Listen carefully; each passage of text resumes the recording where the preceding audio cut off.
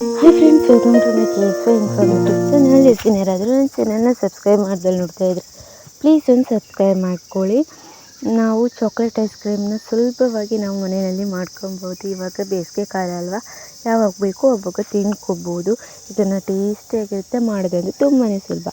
ಇದನ್ನು ಮಾಡೋದಕ್ಕೆ ಒಂದು ಅರ್ಧ ಕಪ್ ಆಗುವಷ್ಟು ಬಾದಾಮಿ, ಹಾಗೆ ಒಂದು ಅರ್ಧ ಕಪ್ ಆಗುವಷ್ಟು ಗೋಡಂಬಿ, ಹಾಗೆ ಒಂದು ಅರ್ಧ ಕಪ್ ಆಗುವಷ್ಟು ಓಟ್ಸು, ಹಾಗೆ ಒಂದು ಅರ್ಧ ಕಪ್ ಆಗುವಷ್ಟು ಡೇಟ್ಸ್ ಅಂದರೆ ಖರ್ಜೂರ ಹಾಕ್ಬಿಟ್ಟು ಅದಕ್ಕೆ ಒಂದು ಅರ್ಧ ಕಪ್ಪಷ್ಟು ಕೋಕೋ ಪೌಡರ್ನ ಸೇರಿಸ್ಬಿಟ್ಟು ಸ್ವಲ್ಪ ಚಾಕ್ಲೇಟ್ನ ತುರಿದ್ಬಿಟ್ಟು ಹಾಕ್ಬಿಟ್ಟು ಇದಕ್ಕೆ ಬಿಸಿ ಬಿಸಿ ಕಾಯುವ ಹಾಲನ್ನ ಹಾಕಿ ಒಂದು ಅರ್ಧ ಗಂಟೆ 1 ಗಂಟೆ ತಣ್ಣಗಾಗುವವರೆಗೂ ಇಡಿ. ಅದು ತಣ್ಣಗಾದಮೇಲೆ ಮಿಕ್ಸಿ ಜಾರ್ನಲ್ಲಿ ಹಾಕ್ಬಿಟ್ಟು ನೀಟಾಗಿ ಗ್ರೈಂಡ್ ಮಾಡ್ಕೊಬೇಕು.